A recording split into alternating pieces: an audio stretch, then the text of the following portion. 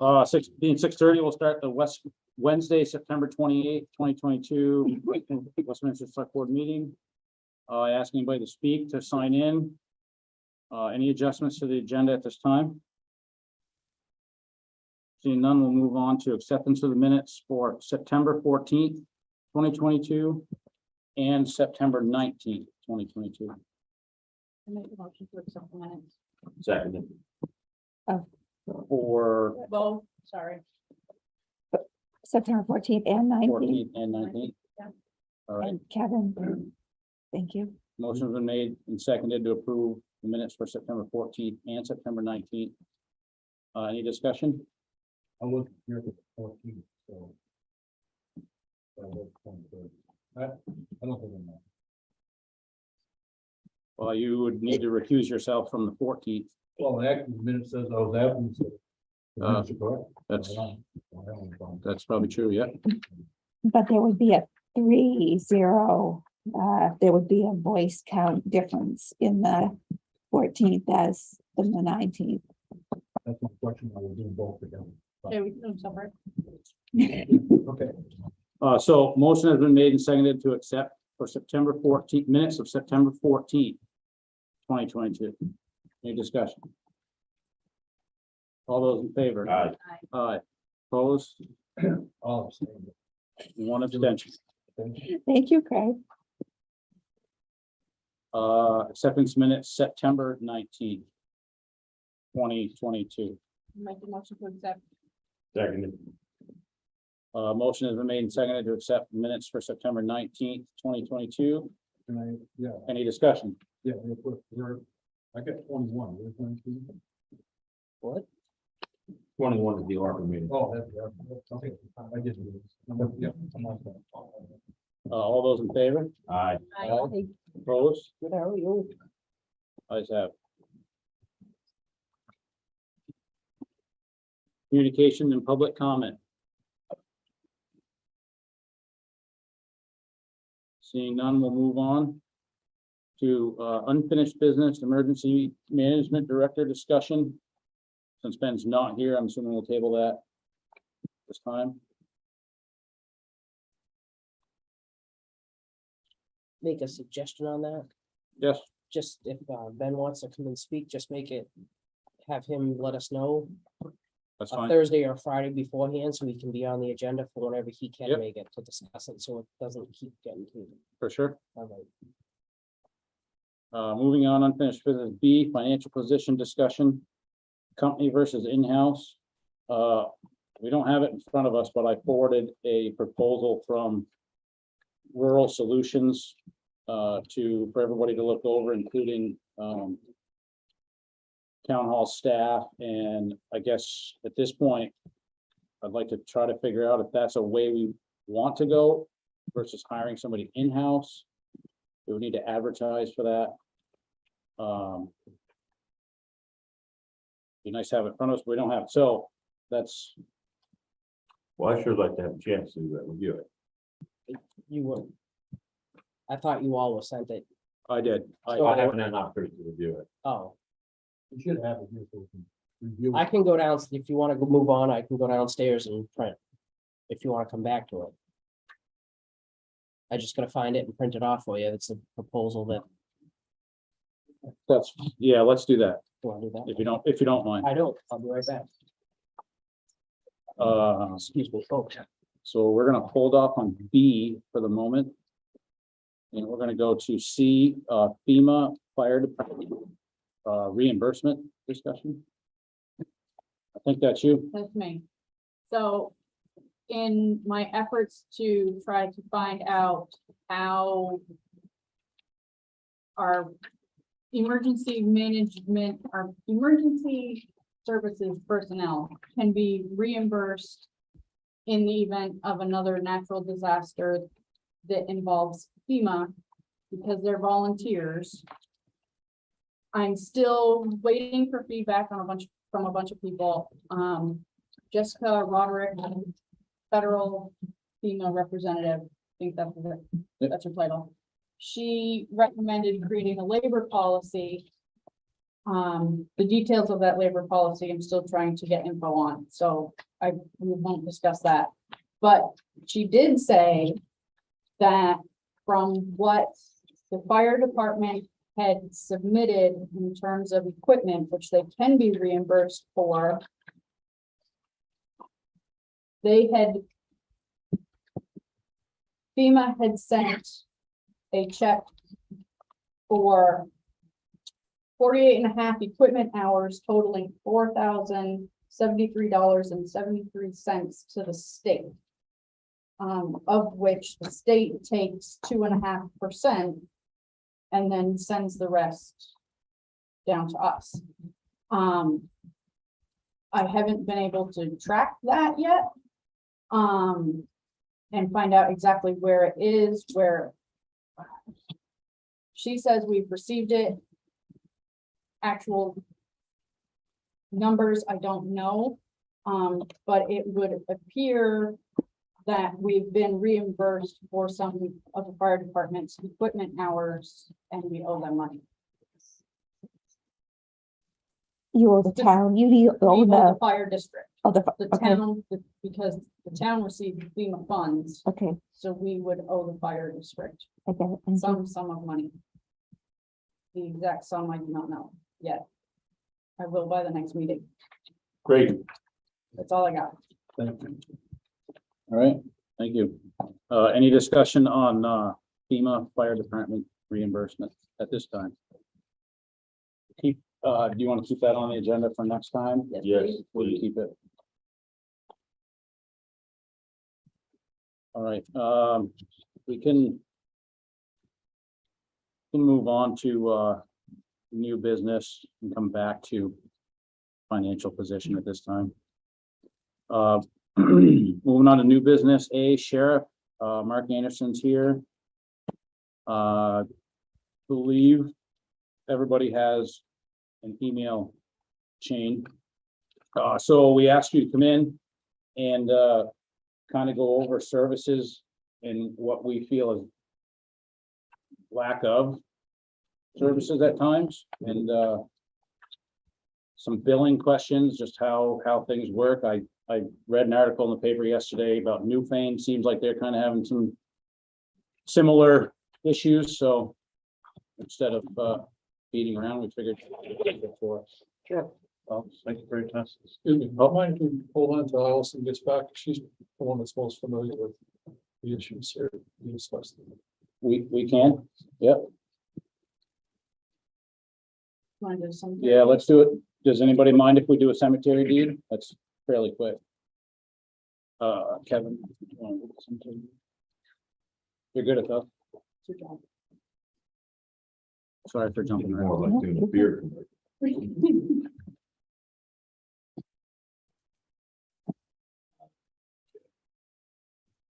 Town of Westminster, submission for cemetery deed for Janet Heffernan and Crystal Morris. 3 burials, section E, row 3, graves 141, 142, 143 in Westminster New Cemetery.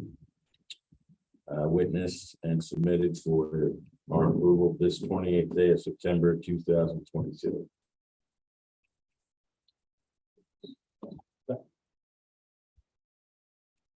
Motion's been made and seconded for approval of a cemetery deed as written.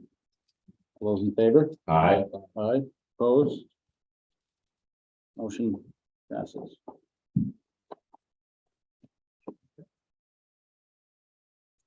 I think we need to hold off Right. for the rest of it.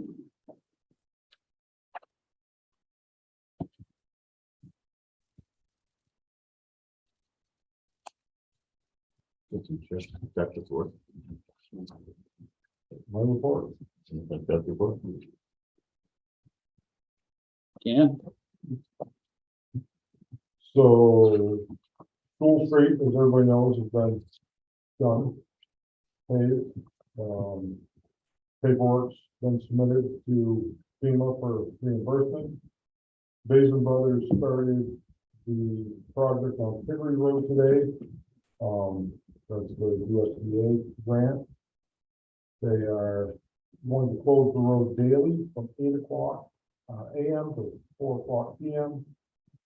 Open it up for traffic in the afternoon and evening. The Better Roads grant down on Windmill Hill South, that culvert is in, but it's not fully completed yet. Still some clean up there and head wall work to be done, but it's well on the way. I talked with the Bricky on that bridge over Jackson River by Dennis Basin there, 121. I don't know what you're saying, Bricky, I don't know what that means. Kabricki Construction, Okay. KBRICKY. Thank you. They stopped today and offered us all of the material that they put in the crossovers, all the dense grades, fluid stone when they're done. So they said it'll be about 2,000 yards. They'll bring in the fire to the town garage. The town garage, and we could use it for road base. We could refresh it. We could do all kinds of things with it. Jay McDonald has given us roughly 3,000 yards of ledge off the interstate. We're gonna have trucks trucking tomorrow and Friday, delivering it to us, free of charge.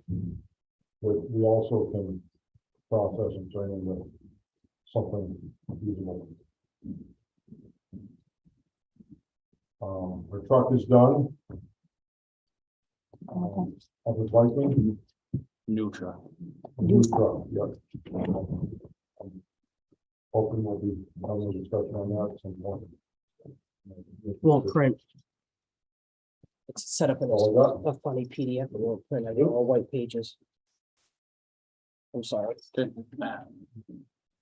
Any other discussion on road foreman's report?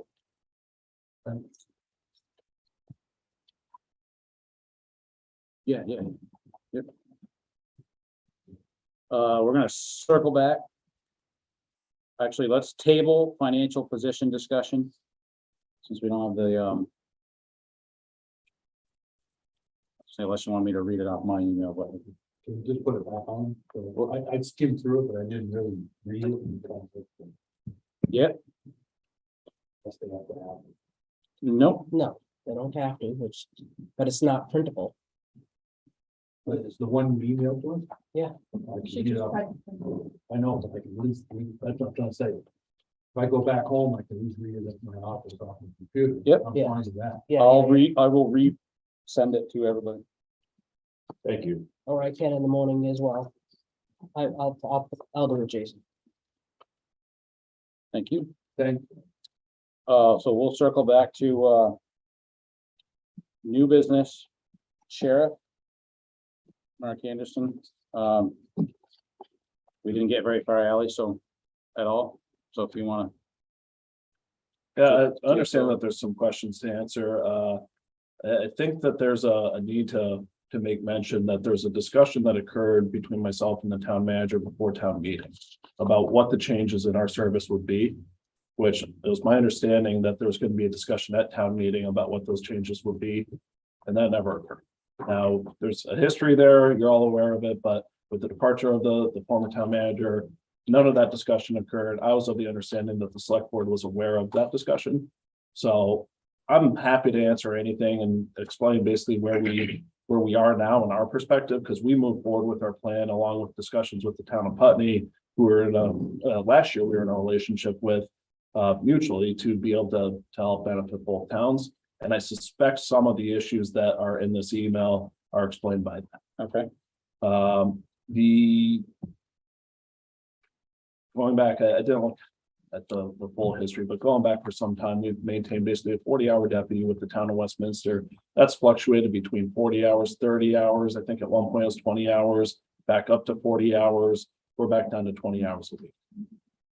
The last year, the discussion that I had with the then town manager was that we could combine forces with the town of Putney. Both towns have a 40-hour position, which if we were on duty in either town, we would respond to either town. And so if someone's in Putney, but say there's a motor vehicle crash in Westminster, we would respond from Putney. So it's taking advantage of regionalizing financial as well as human resources to be able to respond to things across what would effectively be an 80-hour-a-week period, but you're only paying 40 hours a week for. My responsibility in that relationship was to be able to balance out to make sure that both towns got their 40 hours.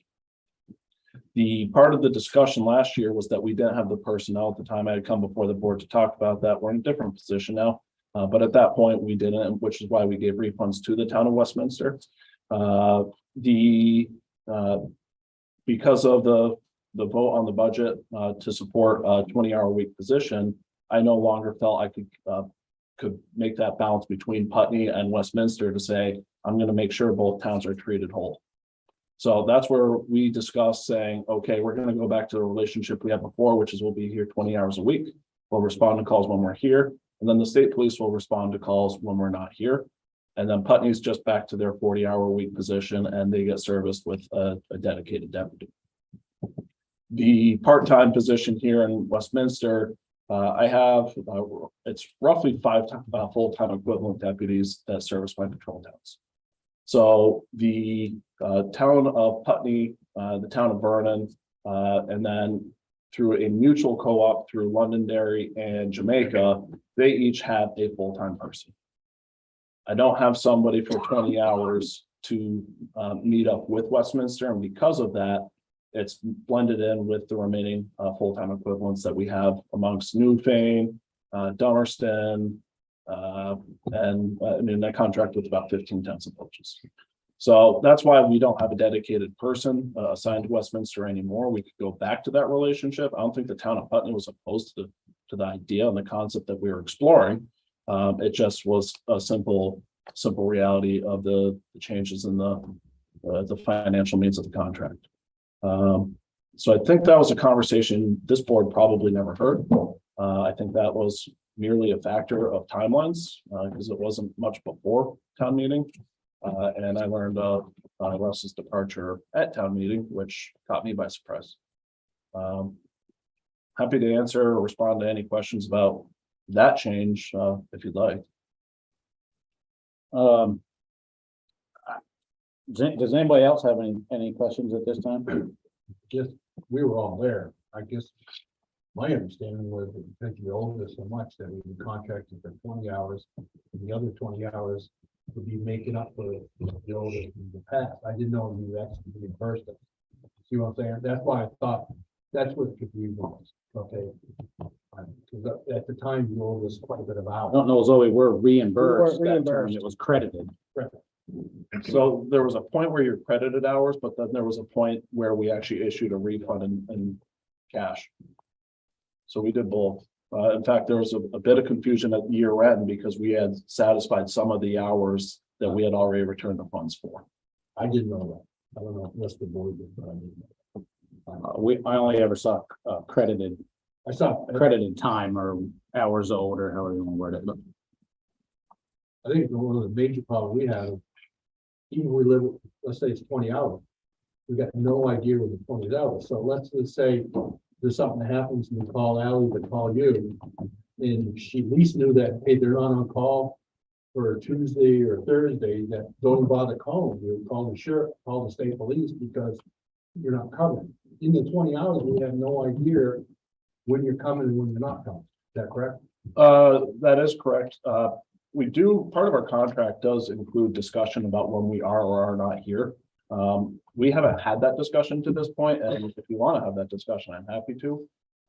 With that said, we manage the relationship between, hey, we're not in town, we'll pass you along to the state police. And so rather than have to have a calendar over here of whose time it is this week and be able to check the calendar, we just try to make that a seamless transition for you. Has it worked? Just one of the examples, I'm not gonna get into the why I called. But to call and to have a room full of females downstairs and there's a fella videotaping us We were dispatched, we did the call first thing in the morning. When we got in here, that there was a person outside that we weren't comfortable with. And the sheriff wasn't on until 11. So the dispatcher at the sheriff's department sent me to the Vermont State Police. Vermont State Police couldn't get here until that person was gone. What upset us, I think, what bothered us the most is that there was no check-in to make sure, how did that go? After we called in. And looking into my own personal, what I carried it further because it was bothersome to me about this person. We weren't to engage at all. He had a reputation with the state police already. So it's just things like that. We don't need to be babysat, but if we call and you're not on till 11, give us a jingle and see how we are. Right. Especially when the state police don't respond either. Right, well, they did respond, but it was a while later. You know, and come to find out, we had no right to ask him to move his vehicle unless he was there for 20 minutes. And he was parked in our spots, you know, so, I mean, it's just things like that, I guess, that really. Like no call, no show, no, like that kind of thing, you know what I mean? You put a call in, or we had one, was it last week? Had an incident, we were told we were over our 20 hours. And then 2 days later, I don't know who it is, I'm just gonna use the term, there was a sheriff's car on Route 5 patrolling 2 days later, so are we over the hours or are we And that- not? and- I don't, And even that afternoon, a sheriff drove by me on Route 5 after saying we were over our hours and they couldn't come. So that's not to say they weren't going to Rockingham or anything, I don't know, but that was half an hour, 45 minutes from that phone conversation, so the sheriff wasn't far away. And it's those situations that make you feel like, well, can you take 5 hours from next week and put it towards this week to respond to a call when there's a concern? So we've actually been doing that, and right now, part of the problem that we have, we should be providing roughly 20 hours on average a week to Westminster, and since July 1st, we've been providing roughly 33.9. So there comes a point where I have to say, Right. we need to scale this back because by January 1st, I'm gonna say, we're not coming, and you're gonna say, we have a contract, and I'm gonna say, Right. we spent the money, I'm sorry. So there has to be either some form of curtailing of the use of that resource, but we've been trying to respond to the demands based on what was previously experienced by the town. I mean, we've been receiving a variety of complaints about a variety of things, and we try to be attentive to all of them. I'm not gonna say we're gonna get everything 100% right.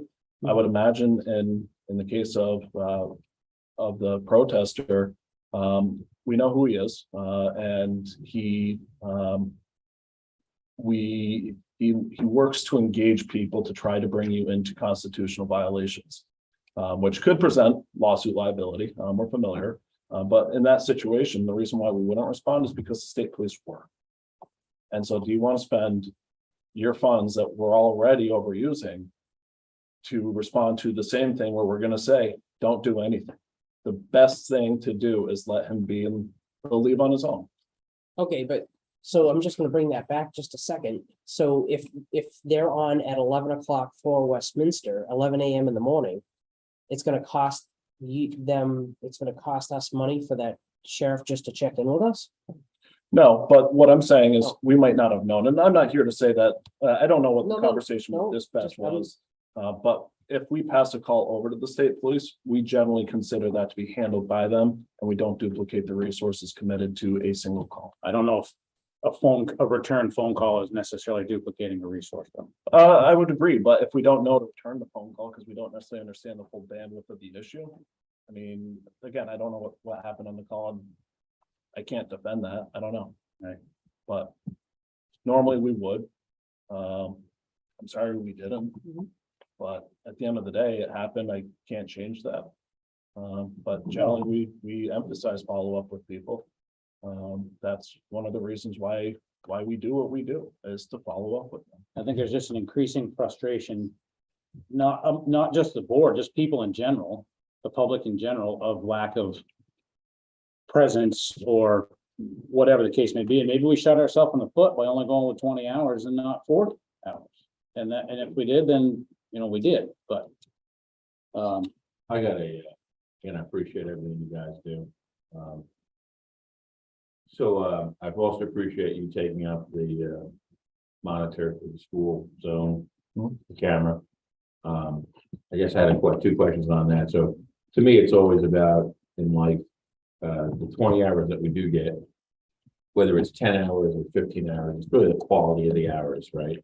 Because I understand that when bad people are doing stupid things, you guys have to react to that. So specifically making sure you're not around. But is there a cost to us for static deterrence, like when you guys have the speed thing? Nope. And that camera, whether it's on or not, that people know is there, it makes a huge difference. So I guess, again, I know you got limited resources, but I'm a big believer, I don't know if you are, in that static deterrence. When it's there, we get slower, people drive slowly because they see it. When they know that it's there, maybe that's something that, because I appreciate definitely what you do, and I understand it's reaction. You guys react, as we're already at 20 hours, if whether we've got a protester or we've got, guys burning something they're not supposed to be burning on some road, we might be at that limit. But maybe that's something that we could also better harness the relationship and then reconsider, as Jason just said, maybe we should reconsider with the resources there to maybe, go back up to a higher number of hours allocated. Does that make sense? It does, and just to explain why those resources cost, the static deterrence, as you're referring to, cost you nothing, is because they're actually grant funded. And so we received roughly $250,000 to provide traffic safety to the entire county. That's in partnership with the Brattleboro Police Department, the Bells Falls Police Department, the Dover Police Department. We have a full-time position that is responsible for the whole county, and that is federally funded. And so I don't know if that was the person that you saw on Route 5, but if it was, well, they're federally funded, and so they have very specific rules, like FEMA has very specific rules.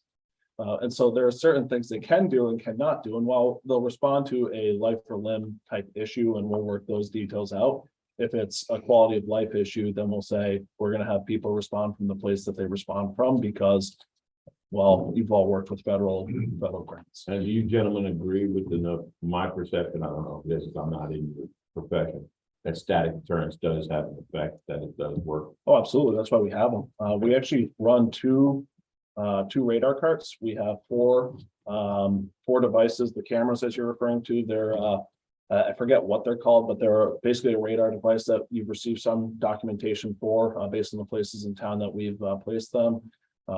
We want to buy more. We actually want to get the speed feedback signs that we can mount to telephone poles or to a street sign. So you'll see those.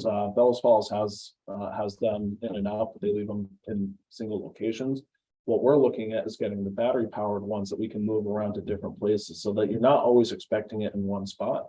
But if you want to commit the resources to a static location, say the intersection of Gageville and I guess Route 121 in Bells Falls, you could do that.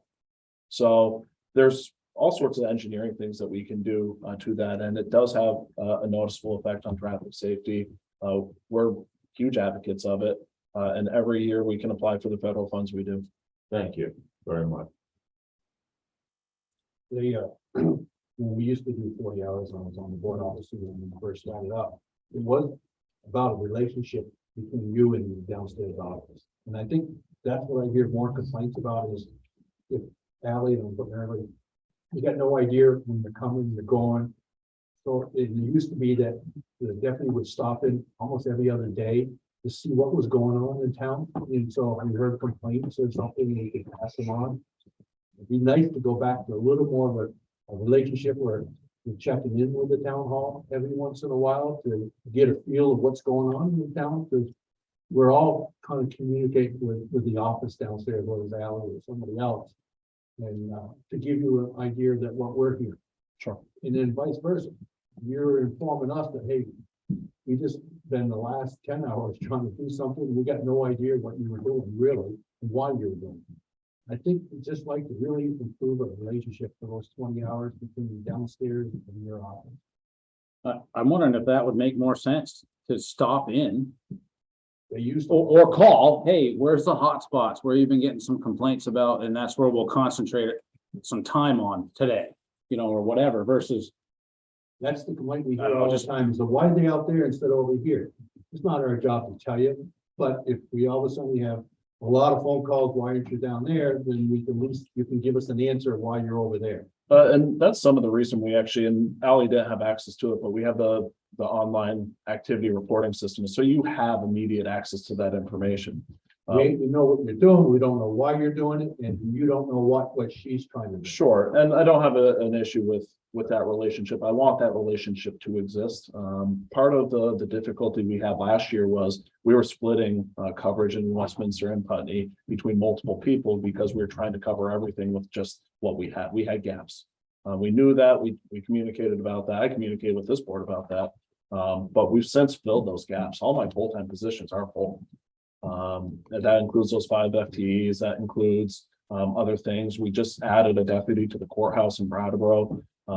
So we are in a lot better shape than agencies around us in terms of our full-time staffing. Where I'm hurting right now is my part-time staffing. I need seasonal help, but we're coming to the end of the season. So that's an issue for me to worry about. It doesn't affect the town, so to speak.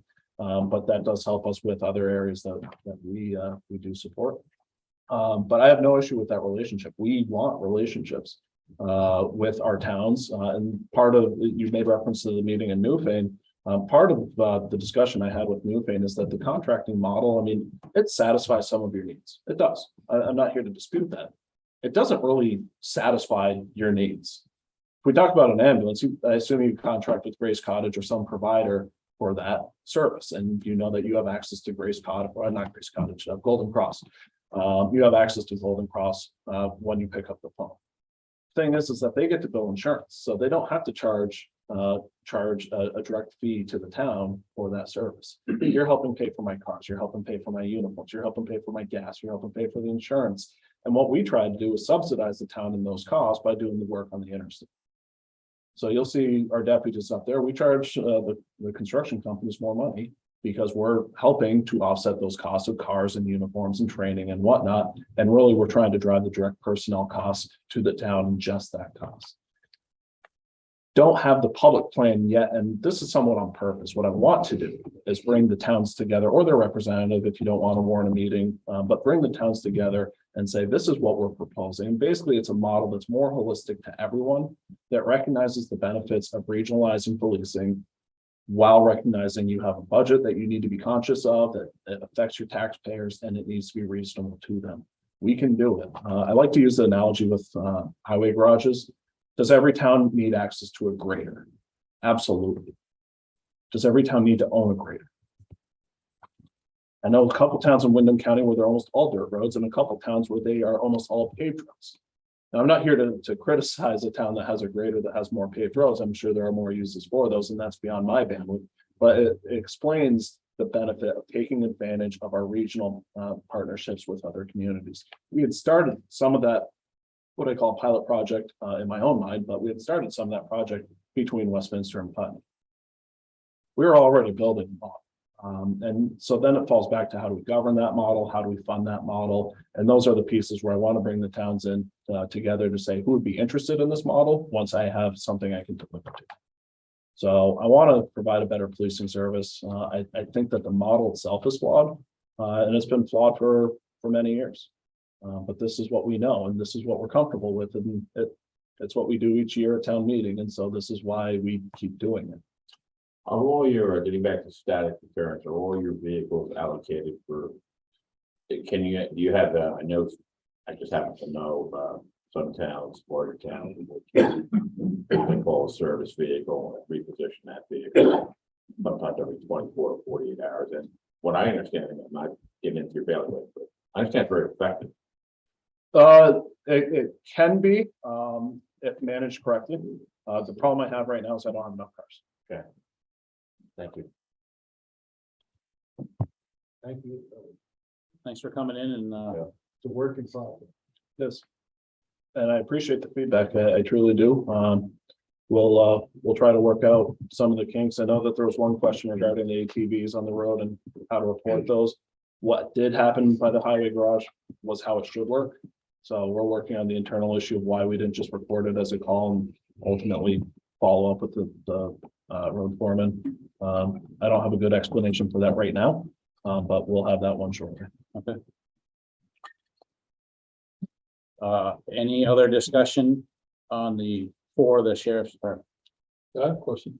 Well, A while back, on a couple of meetings back, I was the guy that submitted the complaint against the scrap yards on Morrisburg Road.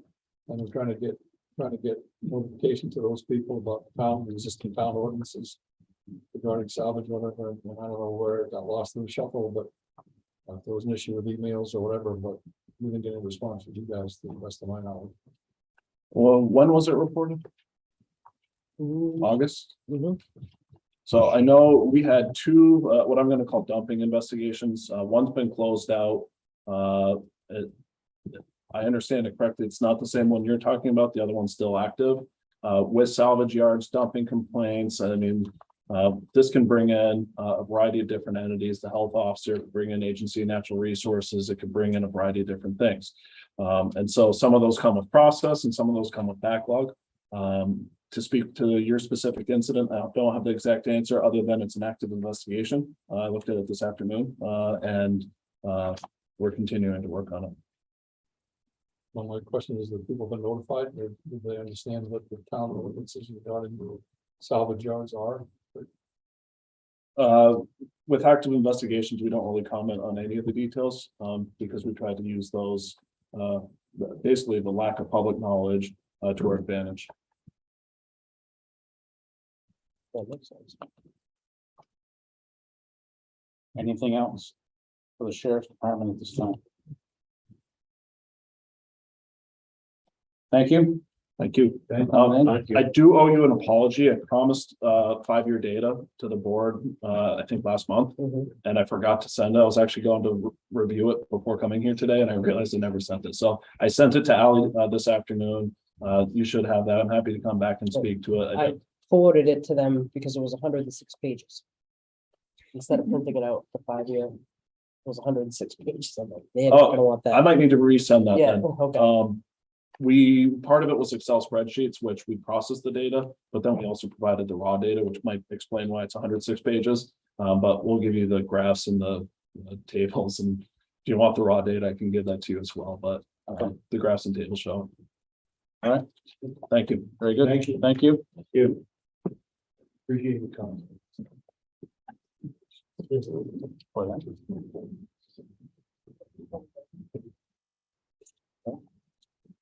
Do we have gaps in coverage that we feel like we need to fill somehow, like create a protocol for what to do when nobody responds, or do we just want to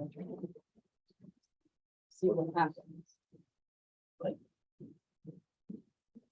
feel like there's gaps, you know? I mean, I'm not saying that we have to have coverage all the time, but if there's no, if state police are the other end of the state, yeah, Yes, whatever the heck. that state policeman came in from Chester. And the only leg we had to stand on, like I said, was he can't park here, but don't engage. Now, I found that out on my own because that trooper wasn't gonna tell me that. I mean, I took it on myself to investigate some stuff and, yeah, I mean, some things are not emergent, but but at the yeah, same time. Waiting 4 or 5 days till there's an officer available to go address something. Kind of misses your window of opportunity to make us think about something. I mean, It's still, they should, if we got a hold of somebody and they already know the name, they could have made her feel a little more relaxed without even coming. By just saying, oh yeah, we know this person, this is what's going on. right, Just that's what I'm saying. My point is get a relationship yeah, where they, they're the checking dispatcher in. said, we're not comfortable with addressing protesters. And I said, well, I'm not comfortable with it either, but it's tax collection day and then he's videotaping us. Yeah. You know, so she could have at least said, tell him to move his car, whatever. I I don't mean, I know. don't have any suggestions. A 30-second phone call later that night when That's somebody right. was on, hey, how did you make out? I see that you had called. Are things good? I think probably would have Dispatch. made at reports least you everything. feel a lot better about it. You know what I mean? That you were at least heard, Right. or we were at least heard. Yes, and that the ordinance, the junk ordinance things, I sent the ordinances. I did. To I them. did because Mark hadn't forwarded it to his deputy, the ordinance. He had just forwarded my email. And so Micah, I don't know if that was Micah or not. Who Micah sent to Fisher. who? Okay, so I sent it to the, I sent the junk ordinances to Mark Anderson. And Mark didn't forward them to his deputy. He just forwarded my email, not the attachment of the ordinances. Okay? So this Micah Fisher, I think it's Micah, was not aware that we had a junk ordinance in town and he just addressed the trash issue. So That's the only question I was asking. I resent Did you- it. Did you send the guy out to inform these people? Did you deliver it? How the hell is that translated into, Right. you know, me being too knowledgeable about his investigation? then I resent it all, so. Yeah. Cause somewhere here in this thing, even just recently, you asked if how we were making out with Mhm. the Yes, two residences, Because- and I don't know if they even responded to that. Paul is in the office and I don't Yeah, mind. right here. Paul is in the office a couple times a week, getting on that because it He's a bothers, regular. because it bothers him. He doesn't like it and I don't blame him. Yeah, August 26th. It's a town ordinance. I mean, Any word on these situations? So that was, I can see him saying, I don't want to give you details, but we're still actively working on it, and at least I didn't get that real warm feeling. Unless I came across the wrong way, I was just asking him if he delivered the message to the people. You know, on that road. Yeah. Well, and he's saying he's averaging 33 hours a week and we only contract for 20, and we're already complaining that he's not here enough. well, We're not responding how we would like.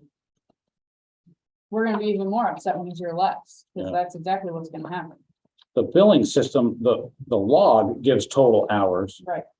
But the bill Read, gives 1 hour Okay. at, you gotta read where that person is. You've gotta read where they are. yeah, no, Yeah. no, I understand that. I mean, that's what I'm saying, though. So, patrolled roadways for motor vehicle infractions. What the hell does that mean? Mhm. How about you stop in this office and go, hey, where you been getting calls? Oh, Pine Banks Roads, we've been getting, or Morse Brook, 5 calls. Okay, I'll go to. One Fine. sheriff stopped in, and his name is Chris, and he's the one who sets up, his job is to set up the things that Kevin was talking about.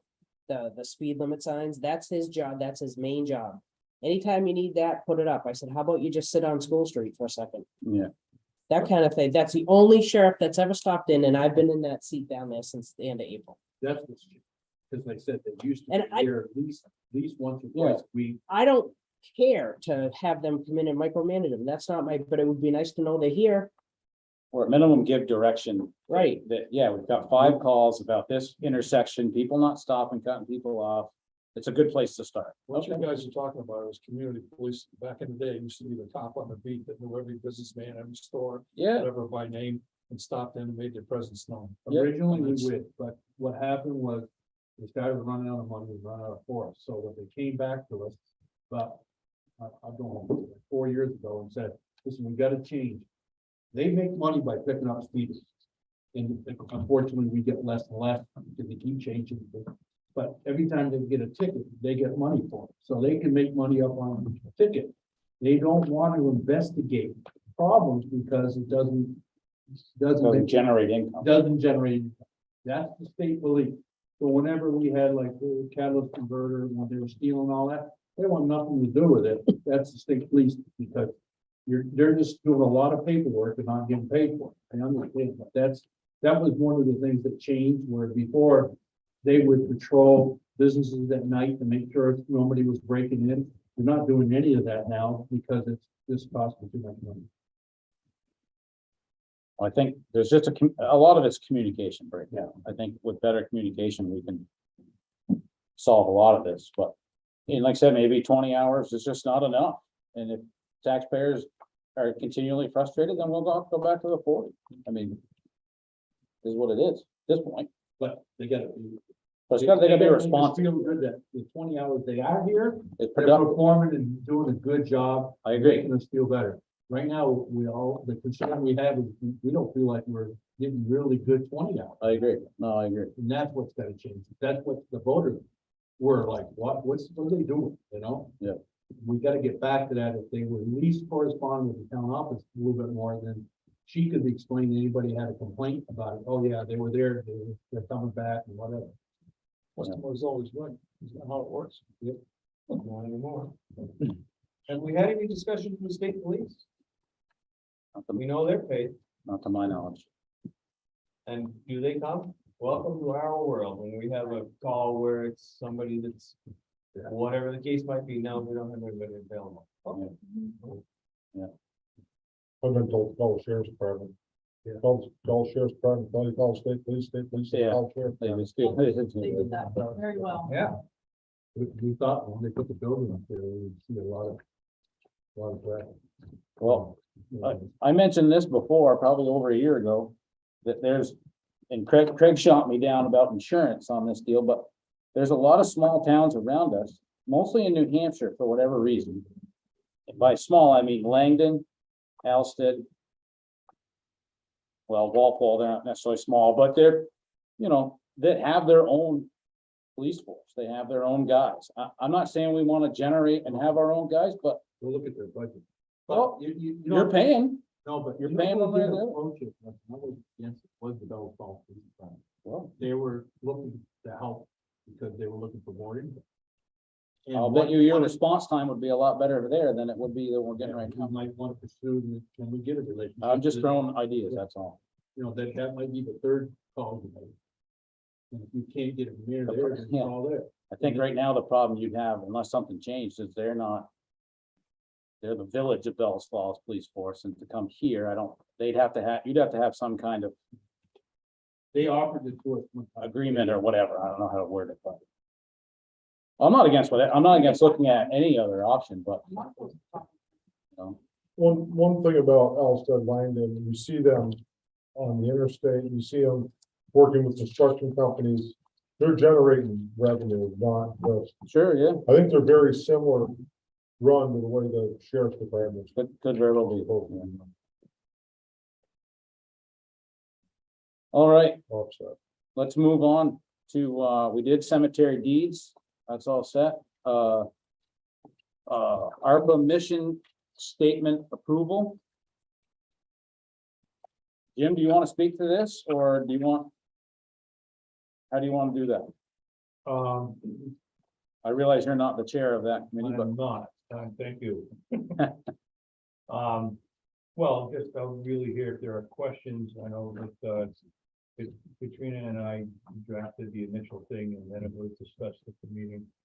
And 2 tweaks were made, and then it's what was sent to you. And Chuck and Cole were both there. So the basic gist of it was to try to lay out for, as I said at the meeting, to let the public have a better understanding of how the system is supposed to work and where the money is and how it got where it is.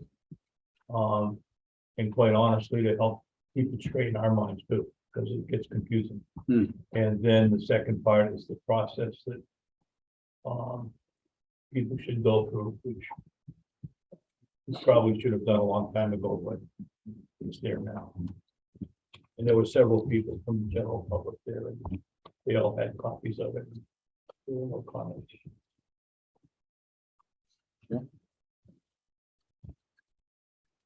what's the board's pleasure on, mission statement approval? Any I discussion? read it, so I'm abstaining from it. Okay. I did not have anything to do with it. so.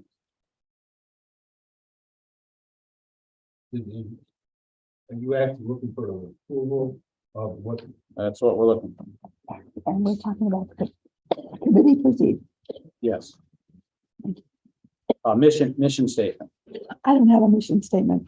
So it's a- Oh, yeah, same thing. Committee procedure. Thank you. Yep, sorry.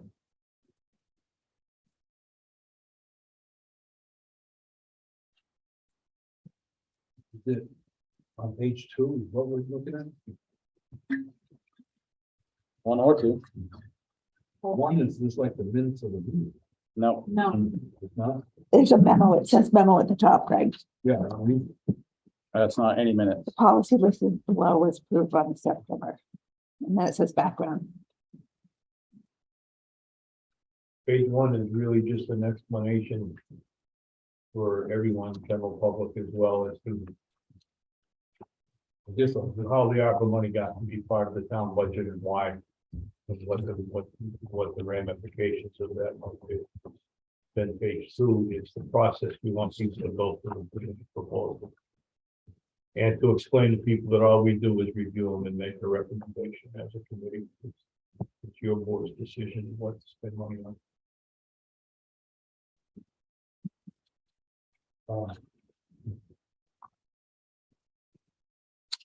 I would think the board's opinion, so. Well, I had one question. How do we arrive at the wording of standard allowance?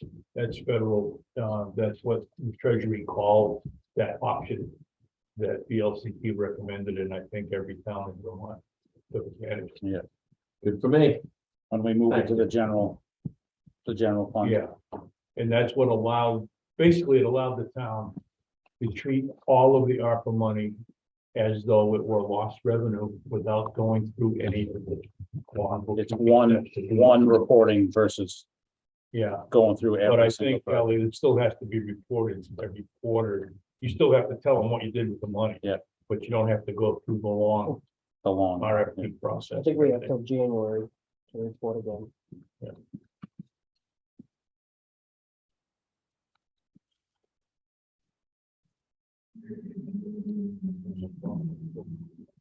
For example, I'll make a motion that the select board, we approve Yeah, the that- memo that was sent out by the ARPA committee to approve what they came up with. There's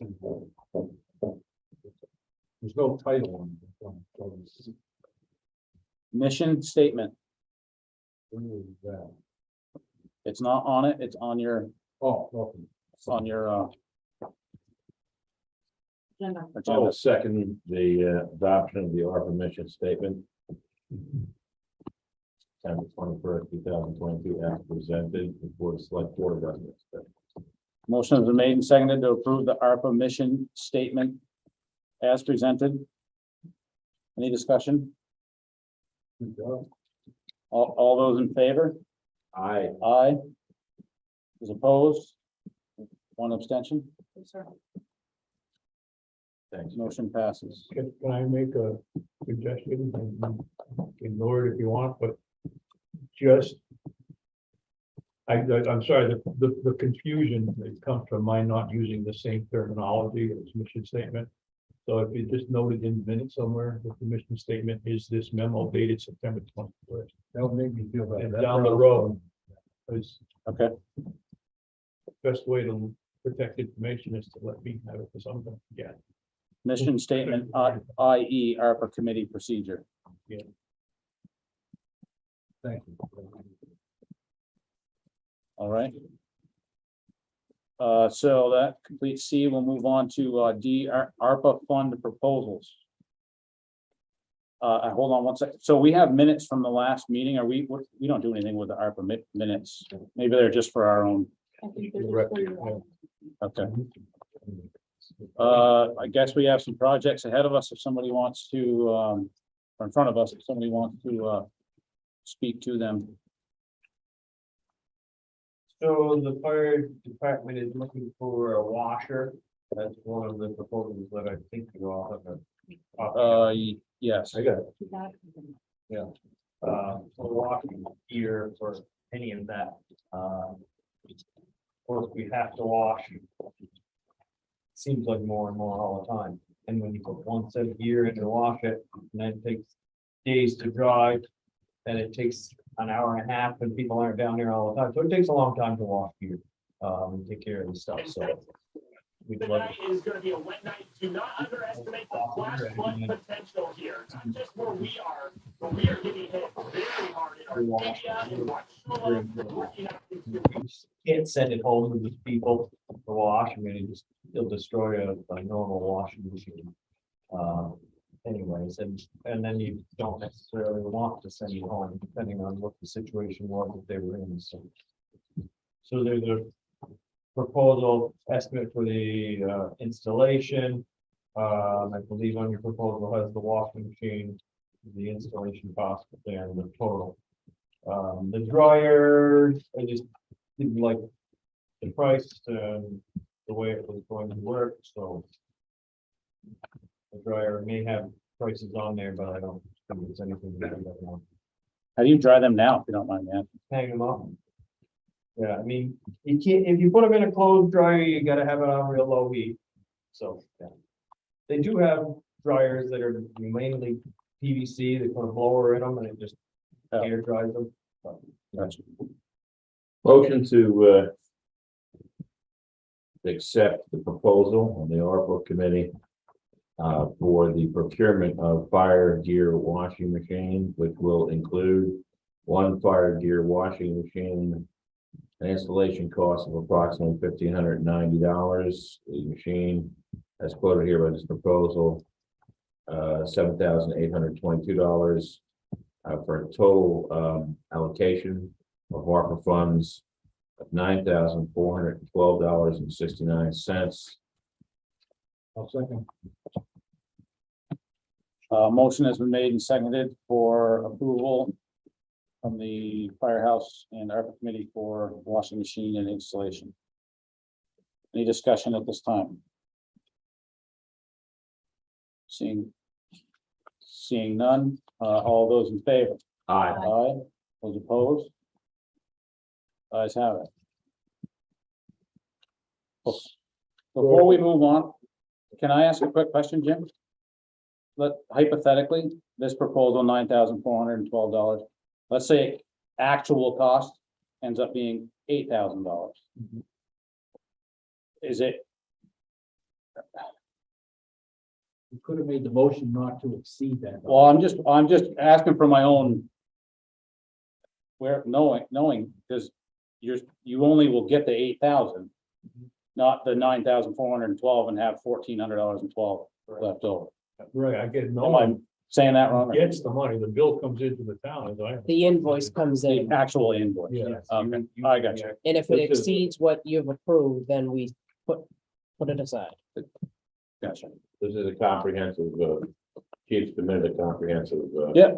providence here, so. I'm just curious the procedure of how No. exactly. Okay. I think if appreciate you it. spend less, if the invoice came in at 8,400, there would be $1,000 more left in those funds in the town held. Right. You wouldn't have spent it. If we go out and we're gonna ask, and we didn't normally would say not to exceed $1, but in this case, they were actually concrete prices handed to us. So we had to do it the right way. Well, and honestly, in today's day and age, not to exceed that price could change.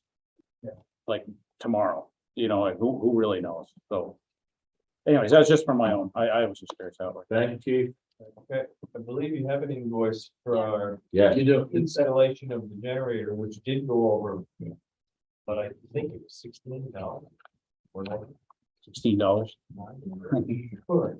But it was a little over what was Yes. previously. Correct, right? $16 over. What was that? Who's installing? Is it that company that you're buying the washing machine from? No. No, that'll just come from, I think that's from fire and check and safety. They do it? Okay. They'll just supply the water, so we'll. So what do we do if it, I mean, $16, I can't imagine anybody's gonna spend more than $16, but what do you do if it is over? I don't know, I submitted the bill to you. I mean, you know what I mean? If it was minimal amount, I wouldn't worry about minimal amount, but if it was hundreds and hundreds of dollars over, then would you have to submit to the board for that, or? We can put it in general, we can actually turn around and go back to the fire department if that's where it's coming from. That's what they do, the audit at the end of the year, they come up and go, oh. right now, we've approved that exact number based on the exact. Yeah, no, I'm just curious for my Yeah, own. no, I got you. What else do we have for, ARPA? I think we have to approve his invoice for it to get paid for the installation of the generator. Oh, that's. Didn't we just do that? No, No, we did the that water. was the washer. Where's the generator? Yeah, I don't have any, I don't have either. This one? No, just 1 year, I guess, for Yeah. $3,348.04. That's the correct one, right? 3,000. I think it says invoice. It says Where is it? invoice. Okay. Yeah. You wanna see it? Do you need it? Yeah. Is this coming out of the ARPA too? Right? Yeah. Yeah, that was part of what was previously But I believe approved. we- Just hadn't been done yet. Motion submitted to approve the payment of the invoice for the installation of the generator.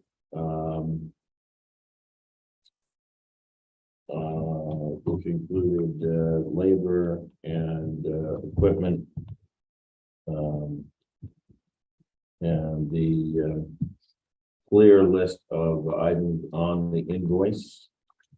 Number 2835 dated 6/06/22 for a total amount of $3,348.04. Motion has been made and seconded to approve the invoice for the generator installation as presented.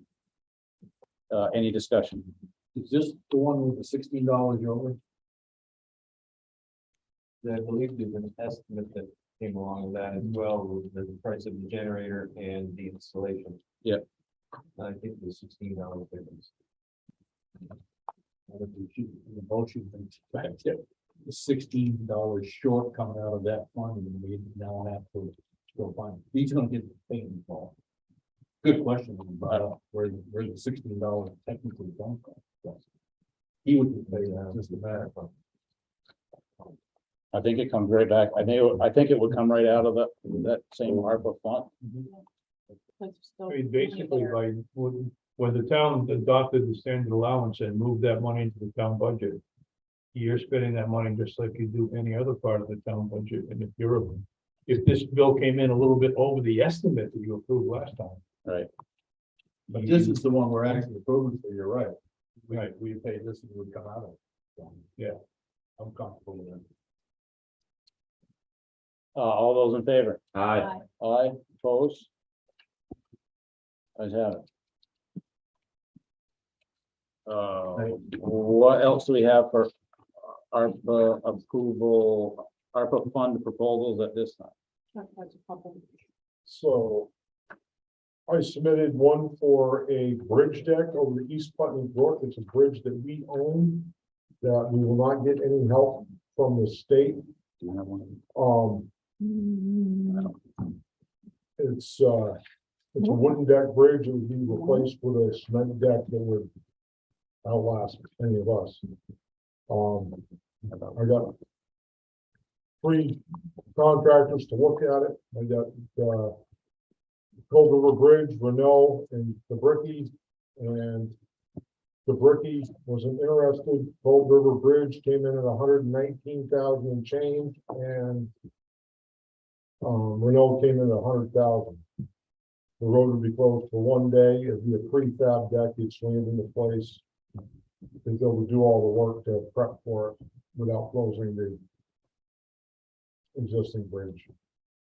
The reason I'm asking ARPA for this is because we've got the Golby's Bridge that needs to be paved, and it needs a membrane put on it.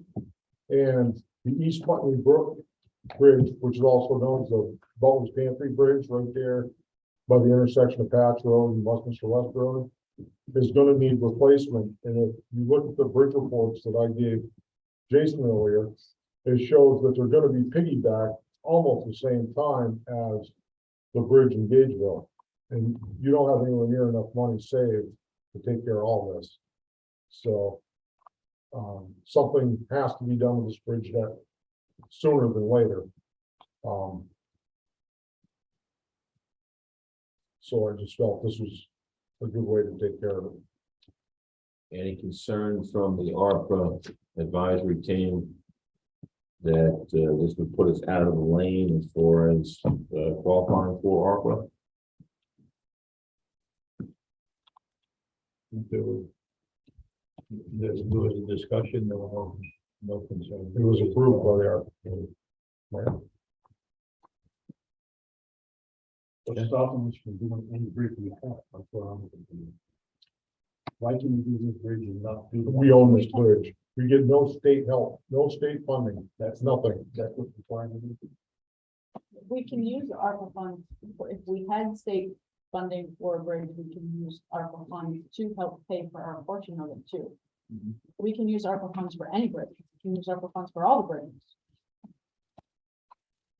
Just whether we want to or not.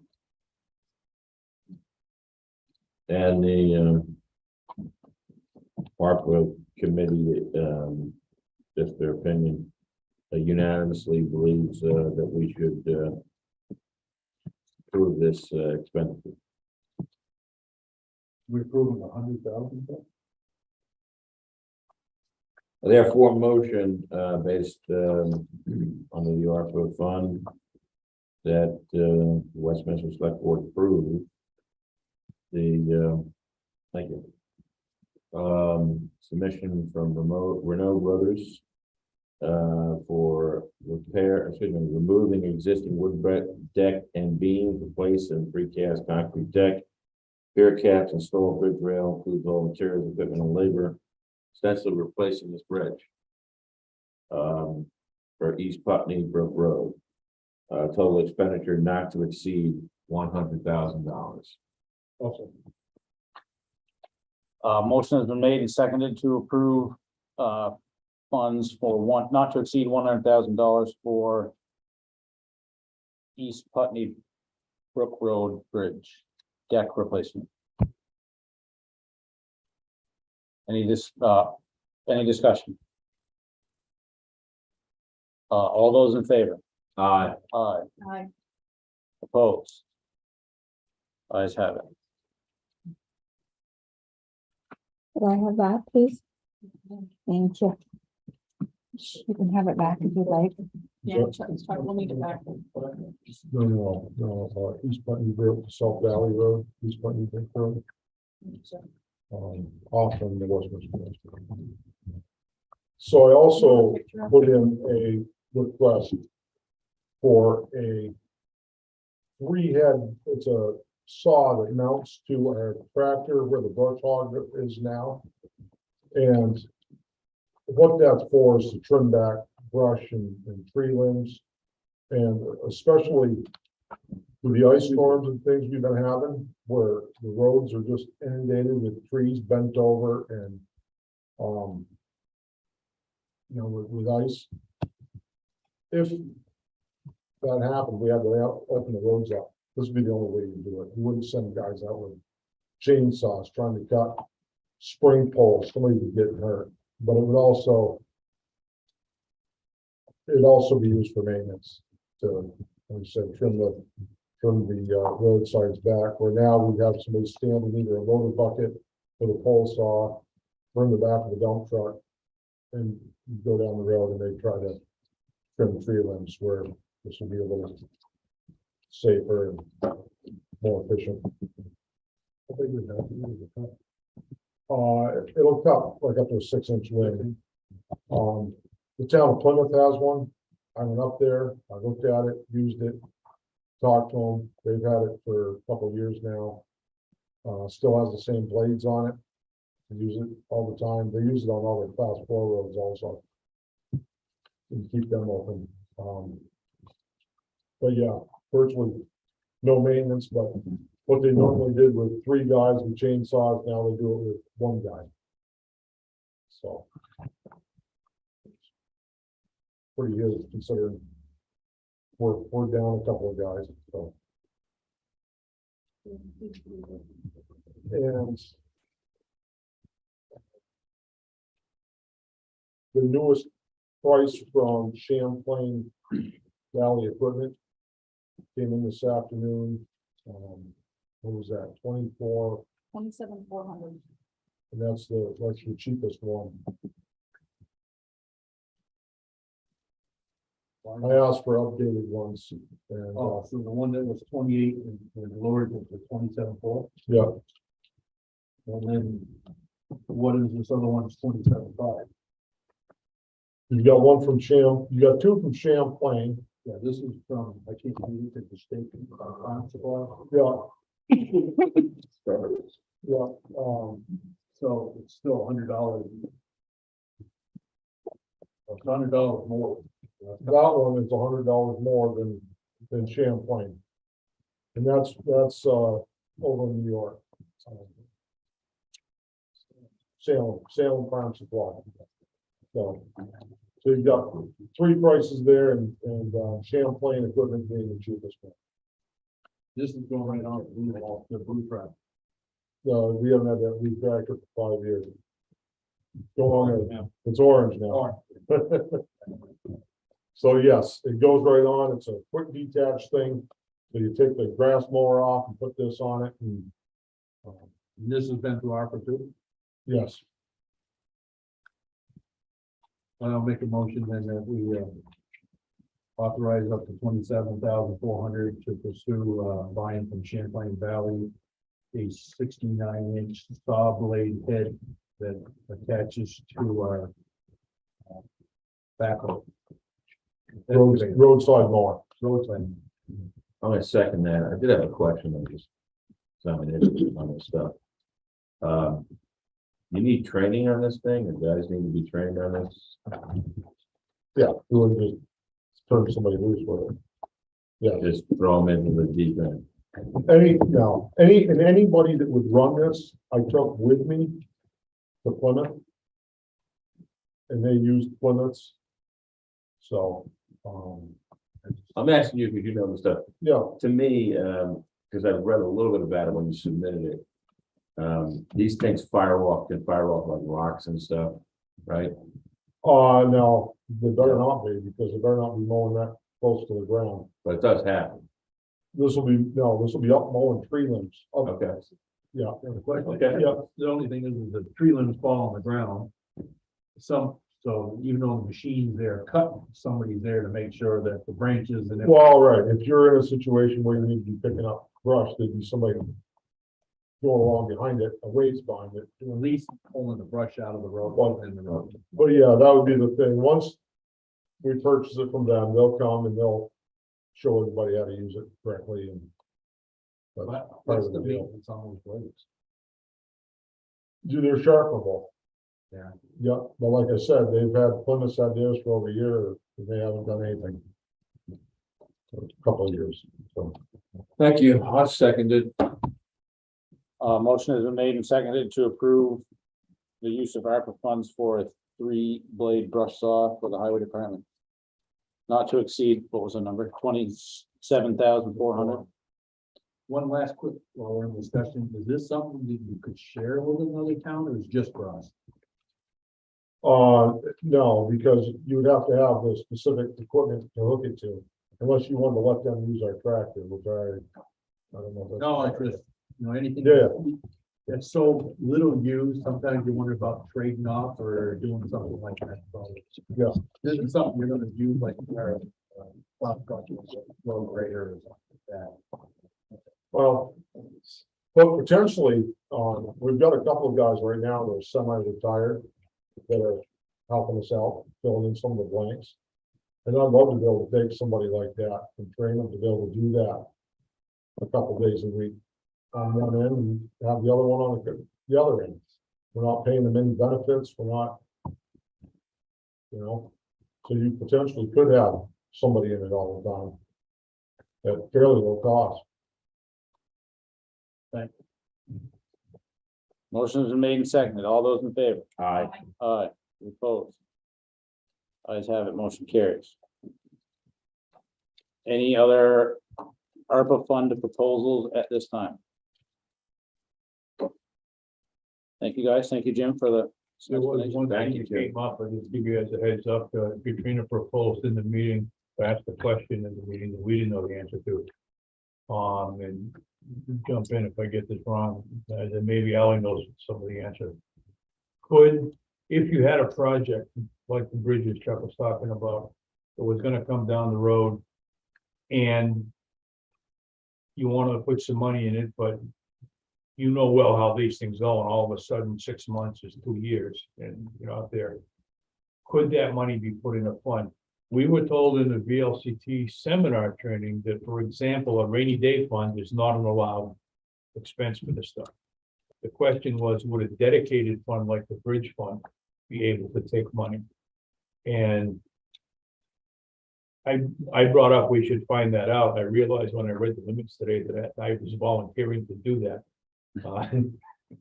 So what I've done is I've sent a message to VLCT, the person who provided all that training and stuff, and asked her the question of would the When I, town be when I unsafe? first came on, I thought the advice from these folks with Arbor was to say, you kind of want to not be blowing the money, Right, and in case something happens, you're ready, that we're not having to borrow money, but Well, it was mentioned too from, I think it was Wyndham Regional about.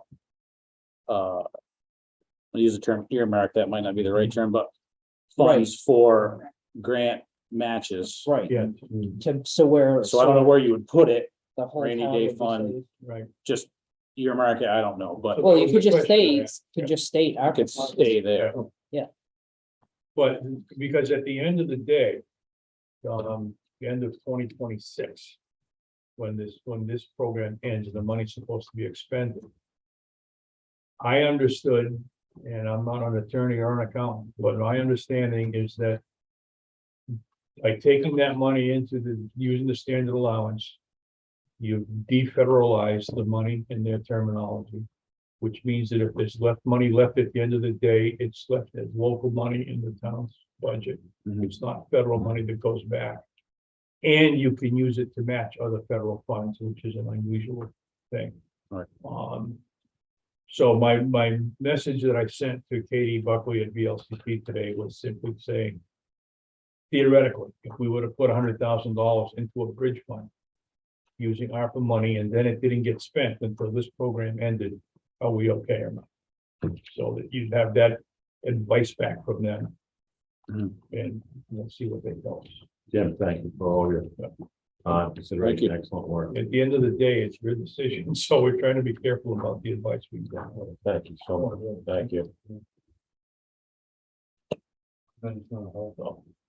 Anything else for the ARPA fund proposals?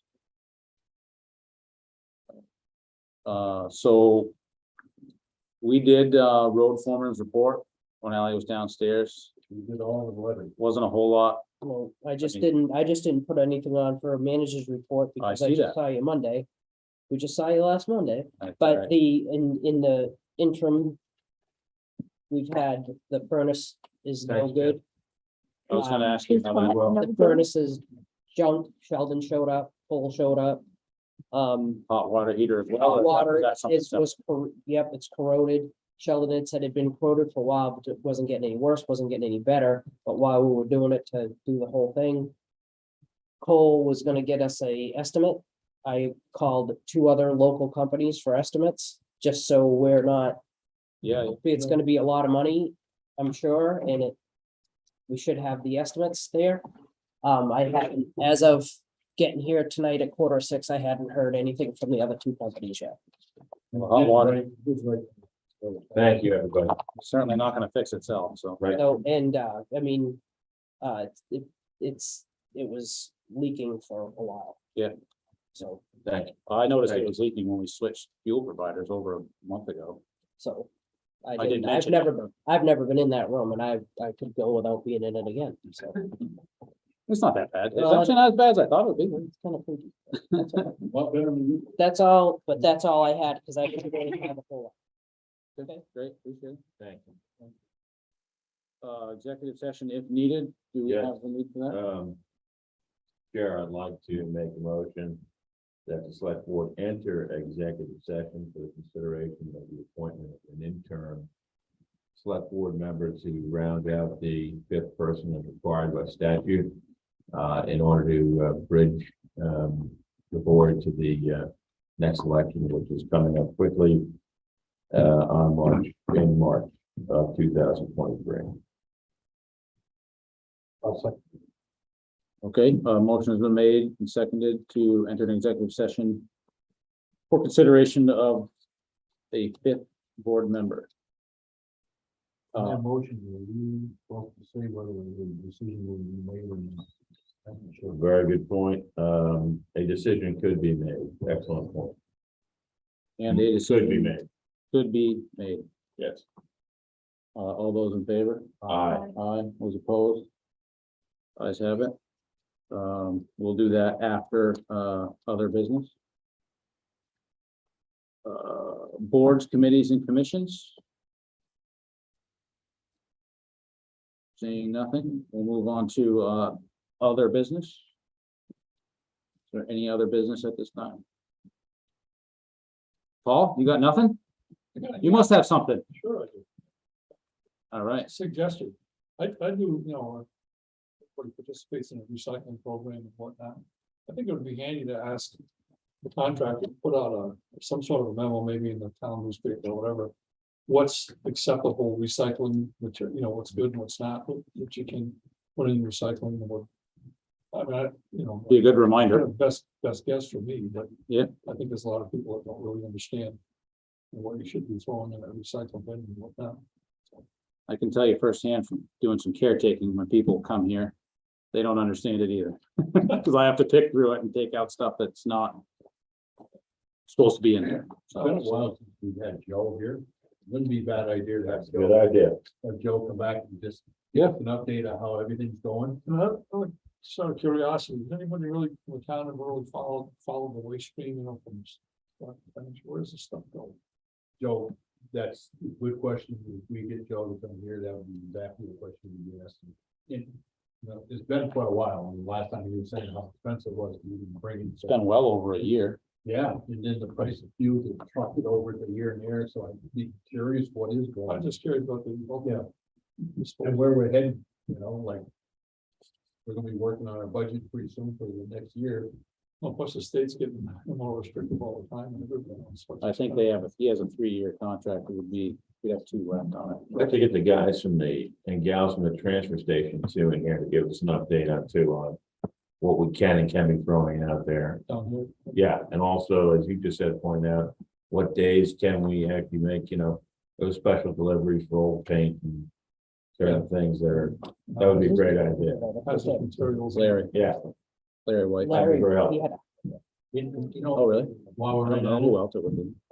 Ally, check to see, we still have a contract with Brattleboro, so we can still bring stuff to Brattleboro. I think, whenever we I want. think they don't do anything really local anymore with that, with like your paint cans and stuff. Wasn't that, Last I knew, that was. why wasn't we- that all Brattleboro or? I thought so. And it was only once a Yeah. year or Yeah. something like that. Oh, Usually most of whatever town does it once a year. Well, we've had a lot of painting in town and improvements that have been done, so I think, it's probably good to just get a notice out there to see that place to take this stuff. Because I've been seeing stuff on these little areas, like, what is that, up by the bridge there, if you head towards Putney, someone just leaves stuff there all the time. Yeah. February Road, yeah. Yeah, Oh, yeah. Uh, We, who fixed that up? Peter Gola could come. Really? He's always down in the state. yeah, I've got a 30-yard dumpster. We pay for it every That's a once good, a year. while we're on boards, committees and or other business, that's a good thing to remind people that when they bring stuff down to the edge of the road, that's their responsibility, that's their trash. If you want to put it in your driveway, so be it, but when you bring it to the end of the road or to a turnaround or to whatever, it's still ultimately your trash at the end of the day. I've put several articles in the newspaper, the local Gazette about that, and that's what it says is that just because it's free and you put it beside the road doesn't remove you from Totally. responsibility. Yeah. And it's it an eyesore. doesn't amount to anything. Westminster West right now, there's a sign that says no dumping, and right underneath it, there's a couch and a bureau. So, but it's a $250 fine, so even if we're caught, it's cheaper to just pay the $250 fine than it is to take it somewhere and get rid of it. They didn't dump it, they sent it there, so they were leaving. Well, yeah, right, so it's free, it's got a sign on it, so. Yeah. Okay. The transfer station is Rockingham operated. I remember I had a ticket, whatever, sticker for $35 or whatever it was. We don't sell the ticket. Now anymore, right? No, You have they, to- no, we don't do that anymore. You have to go to the Rockingham Town Clerk, or you can do it right at the transfer station itself. It's free to Bellows Falls, Rockingham, any other one. They don't care who you weigh from. It's $35 for the sticker. And $2.50 per bag, free recycling. On a note for the, Or for a black bag. yeah, Chuck, if I could, when I was out back, Here, yeah, when I was out back going down into the furnace room there's stuff under the stairs that if the highway department would get rid of would be great. It's old, couple old pallets under there. There's some stuff under there that's used to cover up your. Is that what that is? Air conditioner every And winter. there's signs under there and stuff? Yeah, there's. I don't know what the signs are, but I believe the covers for your air conditioning unit are underneath there that every winter Oh, they're not. we have to cover them up. I didn't have my glasses on. All right, Which is where. that's it. Okay, Okay. that's all. So my question is, would it be possible to change, have a town ordinance where we actually put some teeth in this, so people throwing stuff beside the road get a real fine? It's gonna cost us serious money if you're throwing stuff over the bank and you get caught versus a slap on the wrist. Just don't ask the sheriff's department to deliver it. I think you'd have to make an ordinance, Well, that's what I wanted. signage and, pass it. I guess, and still catch the person doing it or somehow. You gotta catch it, but we've done that. We've had videos we've sent in and I've never heard anything back. That plate number video, guy shoveling stuff over the side of his truck on Hemwood Hill Road. So. Yeah. Dead to rights. I had something else too. I'm sorry, folks. There's a rat problem in Gageville. I've had numerous calls. Rat. Not mice, right. Rats. But there's a fella up on the hill. I'm not gonna say his name. But he has taken it upon himself to trap and shoot, sits out with a pellet gun on his property. He killed 28 this week. Another residence down by Cooperman, the factory there. That whole section is being affected, and I said, the only thing I can tell you is I contacted the state. If you poison, you take into risk that you're gonna kill an owl, a bird of prey of some sort. We suggest that you talk to your neighbors and get the food source out, meaning bird feeders, chicken feed, all that garbage, all of it, and start trapping your compost, all of it. You've got to be aware and trap and, but there's not a whole lot. I have no teeth. Per the state. People just have to take care of their, be responsible. But it is a problem. Engagement. In Gageville. Yeah. When I grew up, we just call them riverlands. And they were bad, but that was back when the sewer was going into the river. That's the first time in a long time. Yeah, I guess there's a couple of people that There's have some fairly chickens active and- chicken and turkey Yes. producers there, right? Yes, Yeah, and, yeah, It's big, right? and there was a lady that Big was legs on it. Yeah. feeding way too Is many that what they birds. are? I didn't look at them. You want an example? I'll bring one in. Right. They're, No, that Craig is more up. they were, Big difference. I saw pictures, some of them were this big from the Wow. fellow that was trapping them. Some were this big. Patty had one on her porch, that, because she was feeding chipmunks, she stopped feeding the chipmunks, so the thing was huge. And one got in her house that was a little smaller, but it was still a rat. I mean, they breed Yeah, yeah. and breed and breed, There's a reason. they should do something. Yeah, they're better, they're almost more efficient than rabbits. yes. Grew up on a dairy farm and had a rat problem. All right, any other business at this time, or comments or anything else? Thank you all for, coming, appreciate it. This time we will enter into executive. session. Did you want me to start recording? Please. Recording stopped. Did you want to do what you had, Millie, and then